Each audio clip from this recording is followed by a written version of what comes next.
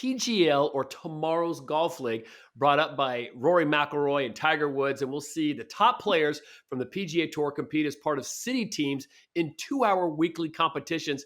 ESPN in the States has the rights. They're going to hold it on a Tuesday night, which is one of those days where there's not a whole lot else going on. You're not competing with the NFL or the NBA. It's a Tuesday night thing. The twist, it's being held in the SoFi Center, a first of its kind venue in Palm Beach Gardens in Florida, about 45 minutes from Tiger Woods' house. Pretty convenient, but it's a crazy thing. I watched the first go around, and just to see them hit into this massive, huge simulator, and they can put up any kind of course anywhere around the world with kind of crazy sounding names. It's pretty cool, and I think it's really going to catch on. But they do, once they hit into the simulator to the big screen, they do have to play onto a surface, which is about the size of, I'll say, 4 basketball courts. But I don't know. The future, it will all play out. The competition started early this week, as I said, and I've been chatting to someone who's actually there.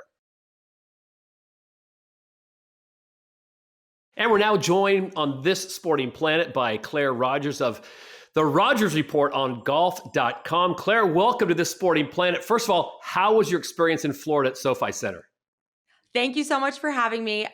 It was really fun and really different. I have spent a lot, like the last 4 years, traveling and going to golf tournaments, being around professional golfers. This was very different in that I think it was entertainment first, which was so exciting for someone like me who wants to get to know the players a little bit, see something different. It was really fun. I had a great time. And I think, I have some friends who aren't going to sit and watch golf for 4 hours on a Sunday afternoon. So this felt like something else that they could tune into, but still kind of get to know golf a little bit. Let's start from the ground up. Obviously, this was started by Tiger Woods and Rory McIlroy. Let's just talk about the venue, because that's usually what carries golf first. It's the spectacular venues, whether it's Pebble Beach or TPC or Augusta, whatever. What was SoFi Center like? How did it feel being inside there? It's really cool. You walk in and it's kind of like if you go to, an NBA game, you walk in and you're kind of behind the scenes a little bit, and then you have to go into your seat, and then suddenly you're just in this massive indoor golf facility.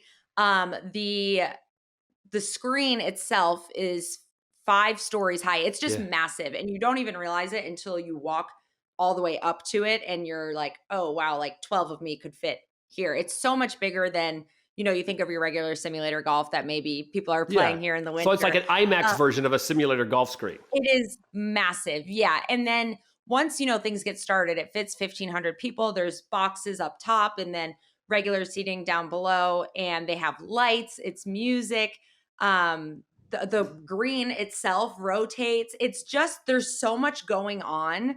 It's a very exciting experience. I was doing an interview and someone had like a little kid with them, and I was thinking, what a crazy sensory experience for that kid, because there's just so much to look at and hear and take in. Let me ask you this. Do you think the point of this for Tiger and Rory is build the game of golf, bring new fans into golf, or a combination of both, or is it gimmicky? I mean, what do you think they're trying to accomplish here? So I think that's a really good question, because for a while, I'm not really like a big YouTube watcher ever. Growing up, my brothers would be watching YouTube videos and it never really clicked for me. And then over the last few years, golf on YouTube has grown to be the biggest thing. You'll see Grant Horvath just did a video with Tiger Woods, the Barstool Boys, good. Like it is just exploding, and it's such a different group of people that it's targeting. It's no longer, I think of the way I grew up playing golf, and I was constantly surrounded by 55, 60-year-old men. It was very buttoned up, and your shirt had to be tucked in, and, take your hat off when you walk inside. But if we want to keep growing the game in new ways, I think this is perfect for it, because it is more packaged for the golf fan who likes the YouTube style stuff, where it's quick moving. It's more young, it's more energetic. There's a lot going on. So I think it is an interesting and a positive way to kind of grow the game. But I think when I say that, I need to say like in a new way, not kind of focusing on what you think. Not replacing the traditional way. Exactly. Not replacing it. I think it complements it. Yeah.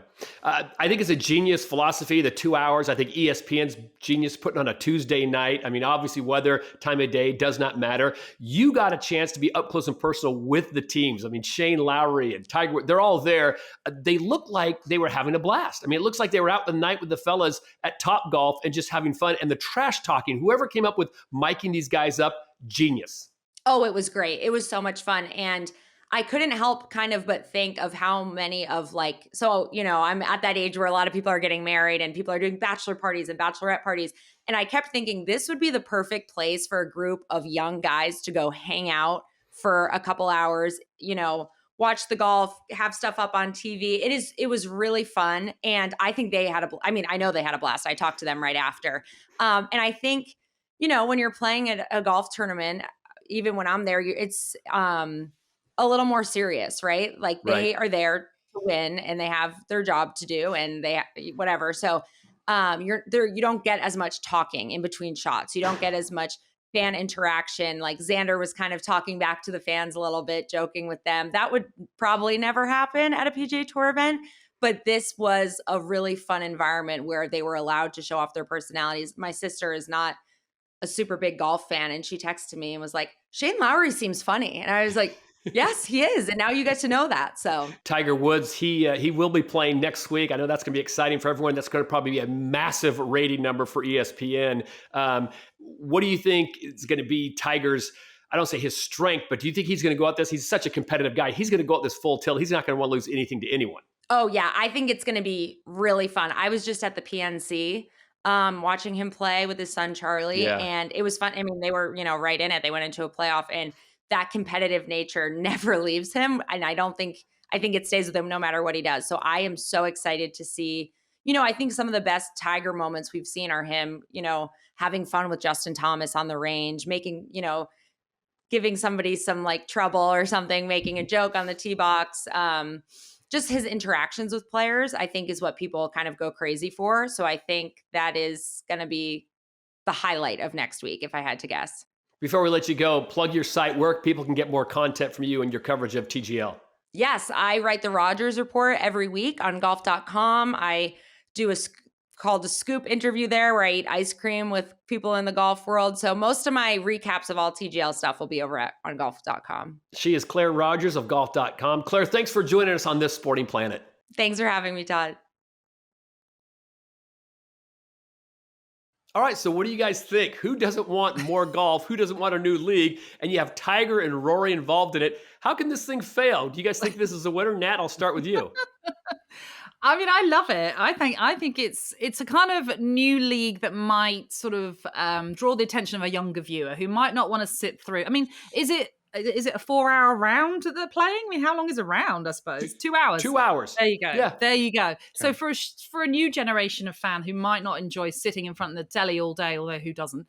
Maybe it's a good way to attract them into this sport. But I also love the fact, don't they have things like a hammer, which teams can use to sort of double the value of a hole, for example, and things like that. You throw a flag and it's dropping the hammer.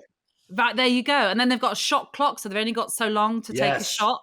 So I love all these things because obviously golf can be a long game to watch, like I said. And we have seen a number of those players as well take a long time to take a shot. So anything that sort of slows it down, speeds it up, I should say, I think is only a bonus. Yeah, why not, right? Why not try something different? We've got so many traditional golf tournaments going on. Why not mix things up and see if this different approach helps to bring a new audience to the sport? I mean, here in Singapore, we don't have a lot of land. So there are only a couple of golf courses in the entire country. And we're quite used to this whole golf simulator thing. So it's not something new in that respect, watching people hit a ball into a screen. But I guess in a way also it's something that is easier for people to emulate because not everyone has access to golf courses, especially in this part of the world. So seeing the top pros use the simulator, you might get into the simulator yourself trying to replicate that. I think it's really one of those aspects that brings the intimacy for the fans. I mean, if you can go into an arena like the SoFi Center and be that close, and the other great thing about it is they have all the players mic'd up. So you can hear the trash talk when they throw the hammer, when they do challenges. I think if you get the right players in there, the combinations, it's going to be pretty good. I mean, putting someone like Ricky Fowler in there and Shane Lowry, you get them talking and you get to hear what they say. That is gold. And I think anything that brings the fans closer to them, it's not quite as raucous as the Phoenix Open, the Waste Management, where the fans are just an absolute bachelor party going on out there. But it's close, and the fans are cheering, and in the backstroke, they're yelling stuff out. So we shall see if the TGL takes off. But I'm telling you, my first offering, I'm a fan.